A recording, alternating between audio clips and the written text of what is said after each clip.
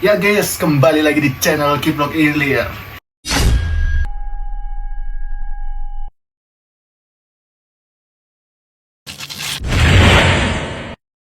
Di konten kita kali ini kita akan membahas aturan rancu yang ada di Indonesia. Kamu nanya. Enggak, belum ada yang nanya, Sat. Enggak suaramu. Apa ada 3 ya, Cok? Enggak kan. Dan jadi kita akan Jadi kita di sini akan membahas tentang pamali yang ada di Indonesia. Dan kita akan berusaha untuk mencocok logikan pamali yang dipercaya oleh orang zaman dulu dan kita yang hidup di zaman sekarang, di zaman modern. Jadi pamali yang mana, Sat? pamali yang pertama akan kita bicarakan yaitu Yang mana, Cok? menjual garam saat malam hari. Konon. Jadi tolong dijelaskan ini. Jual garam di mana? Ya, konon siapapun orang yang menjual garam saat malam hari akan ditimpa kesialan. Sial nggak tuh? Enggak, maksudnya sial gimana itu. Ya, maksudnya sial di sini ya. Salah satu kesialan yang akan datang berupa bangkrutnya toko atau yang apa sih? Toko, Maksudnya bangkrut. Anda mau jual garam atau gimana? Maksudnya Kalau Anda bertanya. Maksudnya sialnya itu yang akan datang berupa bangkrutnya toko atau usaha yang dimiliki. Oh, itu untuk khusus yang punya toko doang. Yang punya toko. Oh, jadi yang punya toko jangan jual garam kalau malam ya. Jangan. Jadi Anda mulai habis maghrib ya. Garam-garam yang ada di toko Anda, ini mana kan kameranya? Garam-garam yang di toko Anda segera simpan di gudang Anda, atau Anda akan menerima kesialan. Warung Anda tutup. Tutup nggak tuh? Ya, tutup aja. Setan, gara-gara setan. Mm-mm. Apa itu setan? Setan. Magic. Tidak ada setan. Jangan percaya. Gak bisa maksudnya siapa? Khusus penjual atau Enggak kan? Salah satu kesialan yang akan datang berupa bangkrutnya toko. Ya berarti tokonya bangkrut. ya kalau ini apa ada orang punya garam lagi. Aduh, aku lagi BO, saya ingin menjual garam, gak ada yang beli garam. Terus dia bangkrutnya apa sih? Nggak tahu kok aneh ya. Kok dibilang pamali? Dia bangkrutnya apa? Loh, Orang kan garam. Bikin Anda bangkrut apa? nggak, Anda kan menjelaskannya orang yang jual garam, tokonya bangkrut. Iya. Terus yang tidak punya toko apanya? Kok aneh ya? Nggak tahu. Apanya? Berarti ini tidak berlaku untuk orang yang tidak punya toko. Camkan. Yang tidak punya toko, Anda bebas jual garam. Karena Anda tidak punya toko untuk dibangkrutkan. Oke, lanjut. Lanjut apa? Lanjut. Oh, Next. barang. ini dah. Yang kedua, ada membuka payung di dalam rumah. Saya tidak asing, saya dulu sering mainan payung di rumah. Enggak, maksudnya apa? Membuka payung di dalam rumah kok pamali? Ini dijelaskan? Oke, kita jelaskan guys ya. Kasih penjelasan dulu. Payung adalah barang penting pada musim pancaroba. Pancasila. Item nih. Item ini juga tidak lepas dari pamali yang dipercaya banyak orang. Disebutkan bahwa membuka payung di dalam rumah erat dengan mitos musibah. Loh, kenapa musibah? Jadi kalau kita buka payung di dalam rumah, musibah. Loh, Nah. payung itu kan untuk berlindung. Iya. Kok malah dapat musibah itu gimana? Maksudnya orang kayak apa mikirnya zaman dulu ya? Kok bisa gitu? Nah ini ada nih. Konon, jika seseorang melakukan hal tersebut, pemilik rumah akan mendapat musibah dan kesusahan. Kak, orang buka payung susah dari mana? Mana ini tuh? Orang buka payung kok dapat susah? Payung diciptakan Iya. untuk berlindung. Ini begini. Tapi nggak ada juga disebutkan di dalam Al-Quran membuka payung akan dapat musibah. Kenapa Anda mulai menyinggung tentang agama, bangsa? Jangan bawa-bawa agama. Saya sudah berusaha untuk tidak ikut-ikut agama. Tolong. Presiden juga nggak ada ngomong kalau mau ngapain dapat musibah. Kenapa sambungannya sama Bapak Jokowi? Parah sih. Enggak, payung. Itu kan gini. Untuk melindungi yang dari atas, Kak. Supaya kita tidak kena air hujan, kita tidak kena panas. Diciptakan untuk melindungi. Dibuka dapat musibah itu gimana?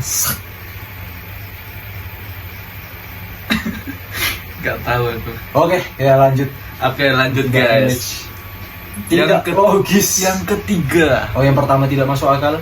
Yang pertama 50/50. Apa itu pertama? Garam. Nggak jelas soal Garam. Yang kedua payung. Payung. Enggak logis. Musibah. Enggak logis. Ini yang ketiga nih. Nggak logis. Berpindah tempat saat makan. Pamali. Pindah tempat saat makan. Ya sih, aku pernah dengar. Nggak pernah dari gimana? Pamali ini menyebutkan akibat buruk jika seseorang mengonsumsi makanan dengan posisi yang berpindah-pindah dari satu tempat ke tempat lainnya. Konon, berpindah saat makan akan mendatangkan ibu tiri dalam keluarga. Loh, apa sih? Woi, kan makan nih, baru pindah ke sana. Kok bisa mendatangkan ibu tiri? Cok. Apa sih? Enggak, misalnya kan kita makan nih. Di sini ada tai nih ya. Di situ kayak nggak nyaman aja gitu. Baru kita pindah. Masa gitu bisa mendatangkan ibu tiri? Itu make dalam sense. Itu make sense. Itu make sense. Kalau itu saya tidak jadi berkata-kata.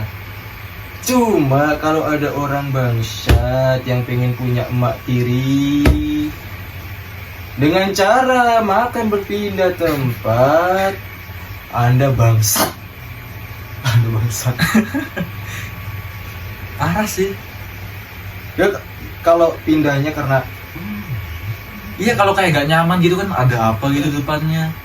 Baru makan. dia pindah. Nah, tiba-tiba pas pulang ada ibu tiri.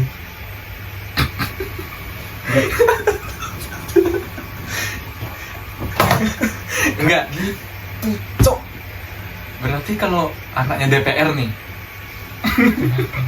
DPR. Saya berusaha untuk tidak nyerempet. Dia. Enggak. Loh, sejak kapan Gini, sih Gi. ada kayak gitu? Ada misal orang makan. Yang make sense ya. Ini yang make sense. Orang makan. Wah, ini rendang, Mbak. Ini rendang. Ini rendang. Nyaman saya makan, ini enak. Tai cicak. Ini Bukan tai itu. cicak jatuh pindah. Tai cicak. Itu make sense. Itu make sense. Itu berarti itu tidak mendatangkan ibu tiri.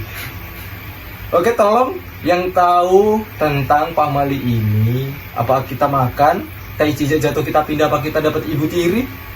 Jawab, guys. Tolong dijawab. Tolong tulis di kolom komentar. Ini masih misteri? Masih sih. Misteri. Kok bisa mendatangkan ibu tiri tuh kayak gitu kayaknya. Dengan ritual berpindah tempat. Ya, Anda ini ibu tiri. Enggak sih. Tapi aku sering kok makan pindah-pindah gitu, tapi enggak ada. Enggak pernah sih. Oke, berarti itu mitos ya. Itu mitos. Itu mitos. Bukan pamali. Bukan pamali. Tapi sih pamali anjay konon.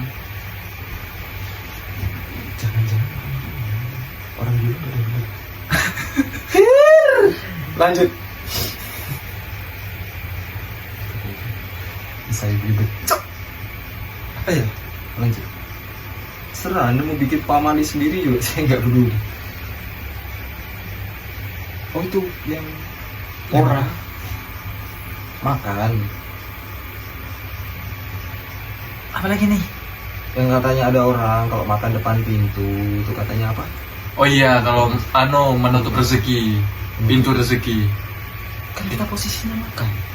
Kita makan dapat rezeki loh. Kita sedang menikmati rezeki. Tapi aku nggak tahu sih. Aku masih percaya yang itu. Kok menutup rezekinya gimana Bang?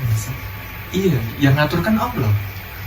Rezeki di tangan Tuhan. Kalau yang ateis, Oh iya, kalian Kristen gimana ya? Coba tanggapan orang kali. Kristen. Apakah begitu juga? Ini dari agama Islam, Bukan sih. Bukan. Ini kan oh iya, ini kan pamali ya. Bukan dari Islam sih. bukan Islam. Berarti netral. Berarti mempercayai itu cuma ateis. Di Islam kan nggak ada kayak gitu. Berarti untuk orang tidak beragama, jika Anda makan di depan pintu, rezeki Anda tertutup. Ih, parah Itu sih. tidak berlaku. Udahlah stop kan les. Tidak berlaku untuk orang yang punya agama. Ya ikut-ikutan guys. Apalagi orang yang apalagi orang agama Islam. Tapi dalam Islam dijelasin ya. Aku kurang tahu sih. Anda kan madrasah. Maaf ya sebelumnya aku nggak tahu juga. Jadi aku nggak banyak ngomong. Anda kan orang madrasah. Tapi aku nggak banyak tahu. Gimana orang madrasah nggak tahu agama Islam ini gimana? Yaudah kita lanjut guys. Nih yang berapa ini? Yang kelima ya. 5. Gunting kuku pada waktu malam hari. Ya, gue pernah dengar. Aku pernah dengar. Pantangan lain yang masih banyak dipercaya oleh banyak orang adalah mengenai gunting kuku. Nah, diyakini bahwa menggunting kuku itu pada waktu malam hari akan membuat usia orang yang melakukannya menjadi lebih singkat atau lebih cepat mati lah istilahnya. Kalau nggak cepat mati, cepat meninggal, meninggoy, istirahat, mate, dikubur. Itu kepercayaan dari mana? Nggak tahu sih, aku dibilang pamali sih kalau kita menggunting kuku kan di malam hari. Kata pamali. Tapi aku sering gunting malam nggak apa-apa. Ini mumpung aku belum gunting kuku ini. Alhamdulillah masih gitu. Tapi nggak tahu sih. Anda ingin cari mati atau bagaimana? Jadi buat kalian ya, ini entah asli atau tidak, saya tidak peduli. Jika Anda ingin mencoba, Anda ingin memperpendek umur Anda, bisa dicoba. Apa tadi? Iya, yang mau mati silakan gunting kuku. Kan Gunting kuku. Itu gunting kuku malam hari. Gunting kuku malam hari kan bisa memperpendek usia. kuku kaki atau kuku tangan? Nggak tahu intinya kuku. Kuku. Berarti kalau kita gunting kuku kucing di mana ya? Kan nggak dijelaskan kuku apa. Kuku kucing, Iya kuku juga. anjing. Jadi Terus kalau kita gunting kuku kucing, nah, apakah umur kucingnya dari 9 berkurang jadi 8? entah ya. Kalian pikir sendiri aja. Kalau nggak share di Google. Itu bagus. Itu bagus. Iya kan Kuku apa bangsa? rasanya kuku lo banyak. Kira bisa ada kuku kaki. Loh, jadi kalau kita guntingin kuku mayat? Mayat apakah waktu hukuman jadi neraka berkurang? parah sih. It makes sense. It makes sense. Parah. Oke, lanjut. Lanjut. yang berapa sudah? Pokoknya yang Udah itu. berfoto bersama 3 orang. Nah, kalian mungkin sering mendengarkan celetukan jangan berfoto dengan 3 orang. Di banyak tempat, pamali ini tidak hanya berlaku untuk 3 orang saja. Masyarakat banyak yang meyakini larangan foto bersama dalam jumlah ganjil. Karena konon mereka yang ada di tengah foto akan mendapatkan sial. Tapi di anime Naruto tuh yang foto di tengah pasti mati. Kayak siapa? Rin. Baru Jiraiya. Siapa lagi ya? Yang tim 7 lah pokoknya. Kalau kalian penonton anime Naruto pasti tahu. Kenapa? Enggak, dia tuh nyangkutinnya ke anime gitu loh. kan banyak contoh-contoh di real life. Carilah referensi yang ada di dunia nyata. Dicari Oh, ke iya. anime. Aku foto Hotbar sekelas dulu ganjil. Enggak juga yang mati yang di tengah. Itu aman. Kita foto bersama di kelas kan yang di tengah guru. Enggak, muridnya berapa dulu bangsat? Gurunya muridnya ganjil sih. Yang di tengah guru. Enggak mati gurunya. Oh, jadi Anda menerapkan prinsip yang tua yang meninggal gitu. Enggak kan yang dijelaskan di sini kan yang tengah akan mendapat sial. Oh sial sih nggak mati, tapi gue denger mati sih yang di tengah. Sama aja Anda menerapkan prinsip yang tua yang mati. Jadi kalau yang foto anggota yang di tengah kan pasti orang besar. Apakah yang di tengah akan mendapatkan sial? Kayak gitu. Maksudnya kan anggota ini, anggota relawan lah. Loh, anggota penolong kok ada doakan tidak selamat. Enggak, Anda maksudnya- ini di pihak mana, Bang Kan Syah? di tengah. Jadi Oh, kalau di tengah korban itu make sense. Dia lagi kena sial. parah. Aku sering foto bertiga, aku di tengah juga aku nggak mati. Di video Anda kemarin bertiga. Iya, aku kemarin bikin di channel ini bertiga, aku di tengah nggak mati, nggak kena sial. Malah aku dapat AdSense. Anjir, AdSense nggak tuh? Orang kok bisa mikirnya gitu ya? Aneh sih. Lanjut. Yaudah lah. Jangan dibahas. Jangan. Bangsat ini pembahasan. Nah, baru ada lagi nih. Keluar rumah waktu maghrib. Orang yang keluar rumah saat maghrib, terutama untuk keperluan yang tidak penting, seperti ingin mengobrol atau bermain, dipercaya akan diikuti oleh makhluk halus. Hal ini tidak lepas dari kepercayaan makhluk halus yang bergentayangan saat memasuki waktu maghrib. Ini sering kita kalau Aku sering sih kalau dengar cerita ini. anak kecil jangan main Petak umpet pada waktu maghrib. nanti ada wewe gombel. Iya, karena disembunyikan sama wewe gombel. Di sini nggak ada. Untungnya di sini tidak pernah terjadi. Aku belum pernah. Tapi kalau Diana sudah pernah sih dengar di kampung Sulawesi. Apa itu, Bang? Ya itu kan dia nggak petak umpet sih, cuma main-main pas menjelang maghrib. Nah tiba-tiba tuh dia hilang. Nah pas udah ditemukan itu dia kayak orangnya nggak berkembang, baru cacat, baru nggak bisa ngomong. Oh, cacat. Nah, sebelum itu enggak. Tapi setelah hilang itu pas ditemukan dia ngomong itu susah. Meo. Ini parah sih.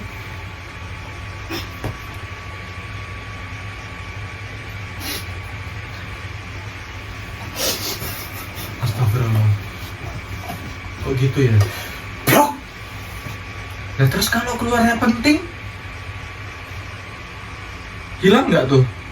Ya kak, orang mau keluar beribadah, wewe gombel, Mas mau kemana? Saya mau ke masjid. Oh mending sama saya. Nggak mungkin. Nggak mungkin. Kecuali itu wewe gombel bentuknya kayak baru. Apa kita undang wewe gombel aja untuk wawancara di sini? Nggak nalar nih orang. Nggak nalar. Bisa jadi dia bisa tuh mempresentasikan cara mengambil. Presentasikan tuh bangsat. Dia kan suka nyolong orang. Mereka kejadian. Mereka kejadiannya gimana, dia nyuliknya gimana. Iya. Nanti kan dipresentasikan. Kok dipresentasikan tuh? Iya dari awal sampai akhir tuh bagaimana caranya kok. Wewe gombel itu awalnya dari mana? Dia presentasikan dirinya sendiri. Dia punya influence bisnis apa gimana presentasi bangsat? Dia harus jelaskan dirinya itu datang dari mana, kok bisa jadi halus, kok bisa hilang, kok bisa Kok sembunyi. jadi halus? Kan dia makhluk halus. Kalau halus kan nggak kelihatan, otomatis dia menghilang. Nah, kok bisa menghilang itu pakai trik apa? Ini nggak ada beda. Ini jangan dibahas sama nama yang merah kemarin nih ya. Nggak, Jadi Kobuser aja? Nggak tahu sih.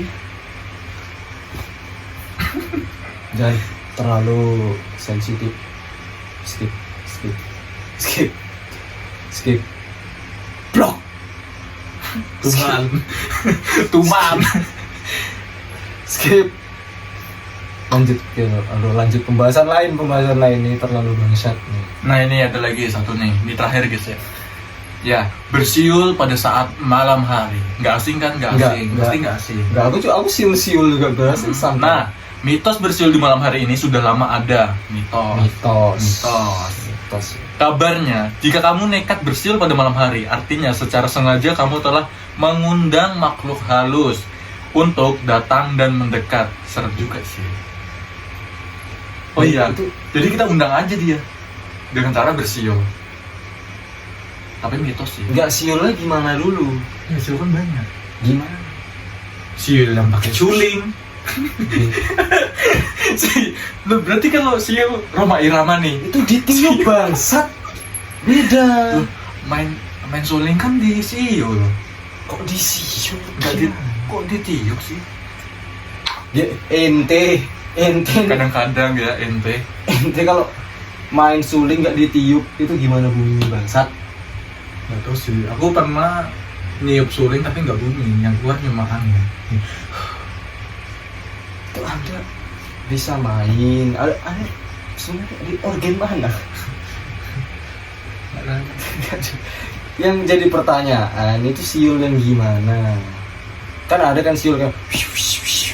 Ada juga sih siul gini. Wih. Ada tuh.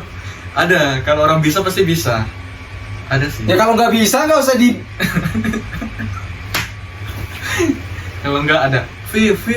Kan ini. Nah itu. Tapi kamu nggak bisa siul ya? Enggak, kan siul malam hari. Nah, misalnya ya gerah. Kalau siul kan pasti mendatangkan. Oh, ya ada kalau siang tengah hari bolong orang siul manggil angin. Iya, kalau siang manggil angin, kalau malam manggil. Terus itu sebenarnya yang datang angin atau? Oh iya, yang datang itu cuma angin sih, cuma orang-orang ketakutan aja sih, goblok juga dia. Cuma yang datang angin, masa dikiranya makhluk halus? Jadi Anda mengatakan orang-orang dulu itu bodoh? Enggak sih, cuma pikirannya masih gimana maksa? Kan dulu kan pendidikan kan kurang anu juga. Kok pendidikan tuh kok disambung pendidikan? Loh kan dia mungkin kurang berpendidikan. Loh, kok kita ngomongin orang nggak berpendidikan sih yang dulu? Kalau orang zaman dulu tidak berpendidikan, terus itu yang orang S1, S2 yang sudah bergelar sarjana itu gimana? Terus apakah Anda mengatakan Bapak Jokowi itu tidak berpendidikan? Kok Pak Jokowi sih? Anda bilang orang zaman dulu bangsat. Zaman dulu kan banyak, kayak Soekarno, Soeharto. Itu privilege-nya beda. Iya sih, dia kan orang besar guys ya. Privilege-nya beda. Orang kecil. Itu orang pembentuk, dia pembentuk negara. Jangan disamain sama orang baru. Kita kan orang baru. Itu beda. Mereka yang sekarang kebanyakan privilege. Kalau orang zaman dulu itu kebanyakan usaha.